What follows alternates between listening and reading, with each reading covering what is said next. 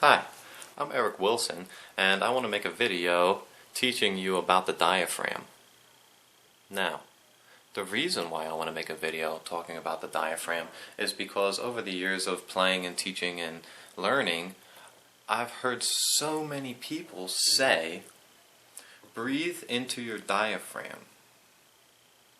And I think, breathe into your diaphragm? What does that even mean? And they say you have to breathe as deep as possible, all the way down below your belly button. And it got me thinking. I said, well, don't the lungs hold the air?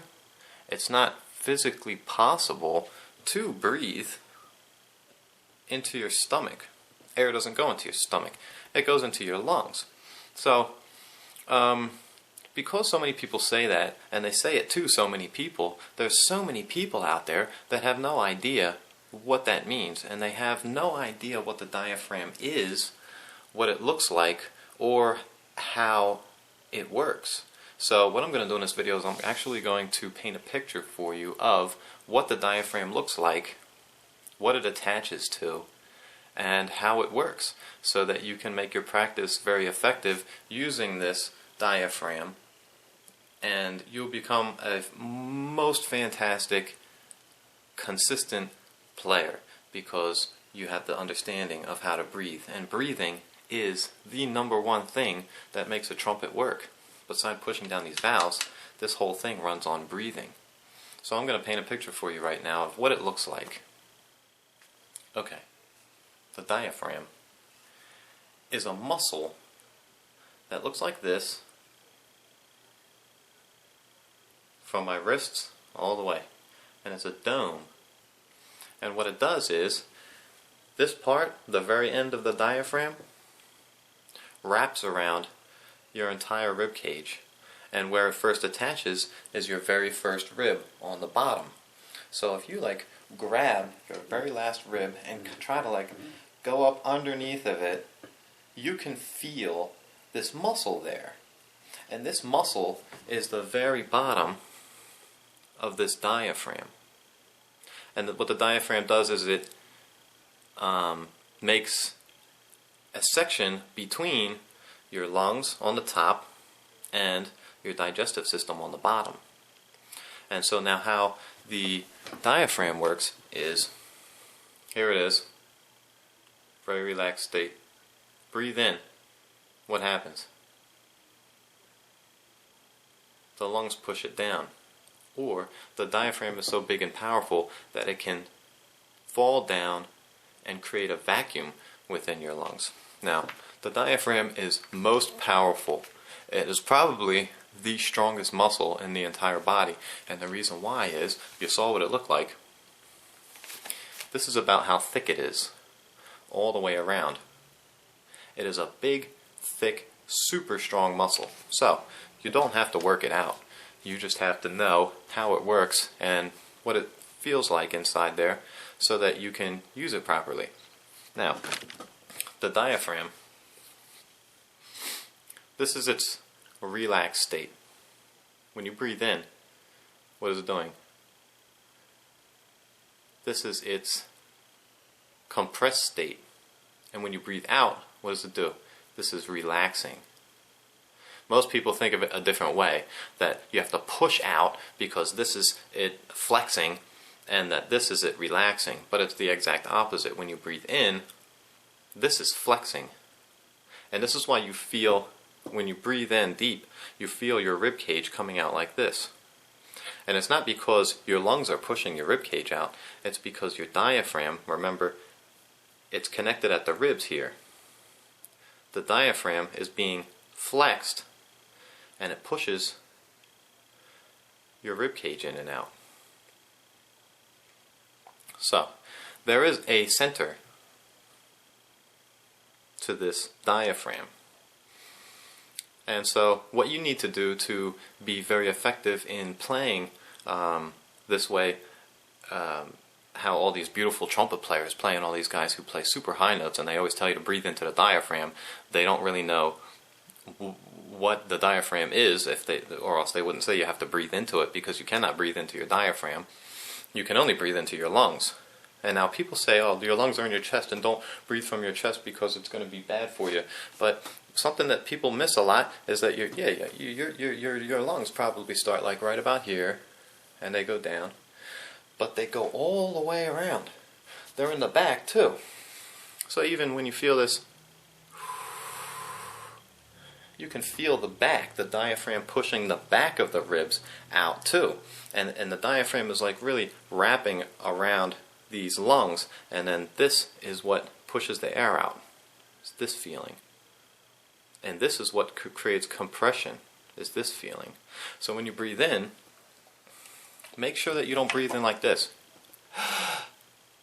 Because sure, it's true that you're filling your lungs with air, but you're not getting nearly enough as you probably wish that you could. And on top of that, when you breathe in like this, the diaphragm goes like this. It doesn't do anything. When you breathe in like this, it'll push the diaphragm down. Now, when you do that, make sure that you don't let your lungs be the muscle here. Because your lungs are not really a muscle. Your lungs are like a bag, and it's a pretty thin bag. I'm talking about a thin bag like this. And they fill with air and they push out air. The diaphragm is what you need to use to create pressure and to create vacuum and things like this. So here we go. Here we go. We're in a relaxed state, the diaphragm right now. And we gotta think about it. Where is this center of the diaphragm? Because this thing is a dome, and it does have a very tip top. So what we have to do is, where is it? Where is it? And then breathe in. Very, very relaxed. You have to breathe in to get this diaphragm to go down, because you're flexing this diaphragm. This diaphragm is so powerful. Do you think that you breathe in like this and your lungs fill up with air and it's going to push the diaphragm down? No, it's not going to happen. Your diaphragm has to be super relaxed to be able to push down. So then what you have to do is you got to go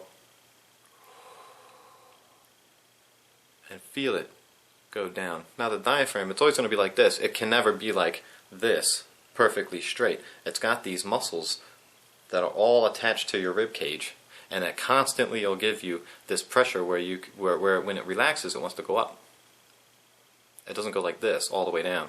It's always like a cup, like an upside down cup, or even like a plunger top that we use. Wah, wah, wah, wah, wah. It looks almost exactly like that, except it doesn't have the part that you screw the stem into. And if you can imagine, it just goes. And then you can go and push the very top of the diaphragm up without doing anything with your lungs or your chest or anything like that. And that creates for you this super consistent and super powerful compression. And you can't feel it. Your body doesn't feel like you're super compressed. It feels very, very, very nice and very natural. This is how singers get to that very, very, very high notes, and this is how singers sing in key and do everything that they have to do. The singers, if you want to know a lot about the diaphragm, you should talk to a singing coach, some vocal coach. And vocal coaches seem to know a lot more about exactly how that diaphragm works than trumpet players. I'm not really sure why. I guess the trumpet players just want to get to something. I want to get to the double high C, and how am I going to do it? I'm going to breathe into my diaphragm, and it seems to be working for me, you know, but they don't really understand how it works, so they can't really teach you properly. They might say that to you, and then 20 years later you finally get it. You're like, oh, that's what he was talking about, the diaphragm, you know? So I urge you to go on Google or some search engine. I don't want to plug Google, even though I like Google products, and type diaphragm and go to images and look at these images, how this thing looks, and then you'll be able to go like this.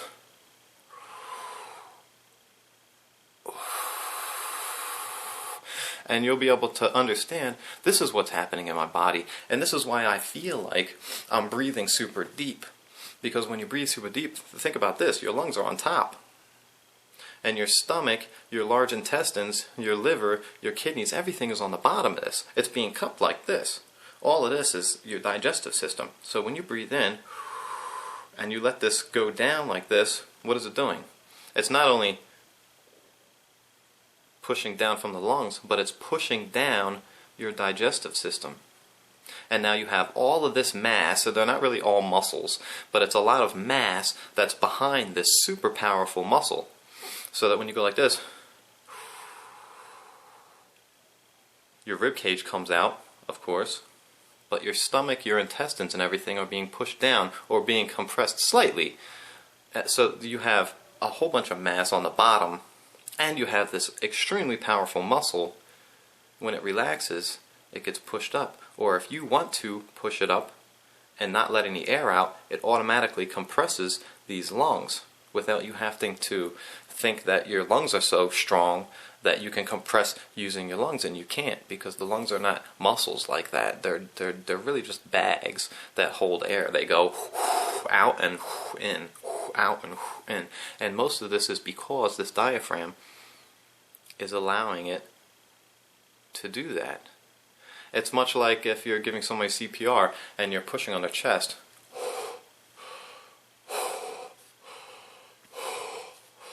This is the same thing.